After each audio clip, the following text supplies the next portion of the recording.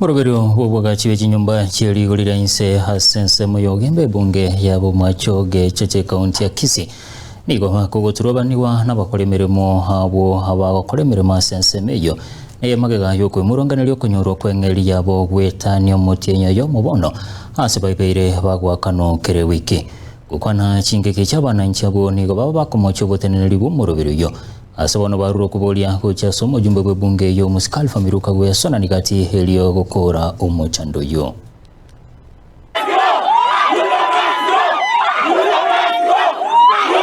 Mr. President, sir, ulisema date 12 ama date 13 unakuja Ogembo. Unakuja aje Ogembo na yet pesa zetu hatujalipwa. Tumemaliza like site tumemaliza 1 month without no payment. Nyumba tumefungiwa. Watu wengine tunatoka from different counties.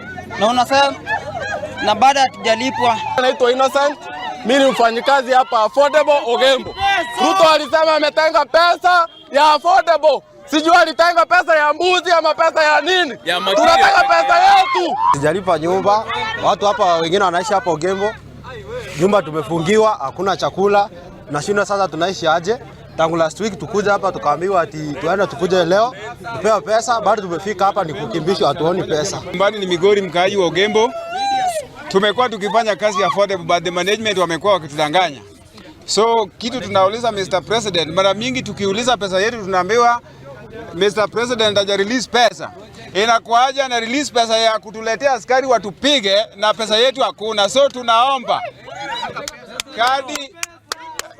Okay, tunaomba Mr. President afadhali, whatever we are seeing here is a ping pong game that can be treated in a program manner, and we don't want to go that way.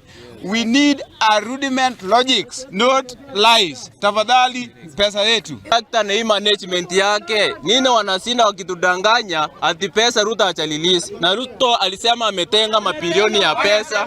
So hiyo mabilioni ya pesa yenye ametenga hiyo mabilioni ya pesa kuleta material, aleta askari wakati tunaandamana tunataka haki yetu. Sasa utalisha wajukuu na mnagana na watoto. Na umetoka asubuhi kila mtu anajua nakuja kazi. Sasa tumekuwa mpaka wadanganyifu. Sasa utaambia mtu nitakuletea kitu fulani, ulipu pesa yako. Kwa hivyo member of parliament kwanza Alva Miruka ndiye engineer, yeye ndiye aleta president hapa. Tunataka waongee na president tupatie pesa. Kama sivyo tutakaa kwaka tulishe na hiyo pesa wameiba hapa. Nashinda tukiishi njaa. Sasa niko na watoto 8. Hao watoto watakula nini? Sina hata chochote ya kupea watoto. Imagine wanatudanganya kesho. Hiyo kesho imekuwa kesho. Wanasema cheki iko kwa benki, kungojea cheki imeenda wapi?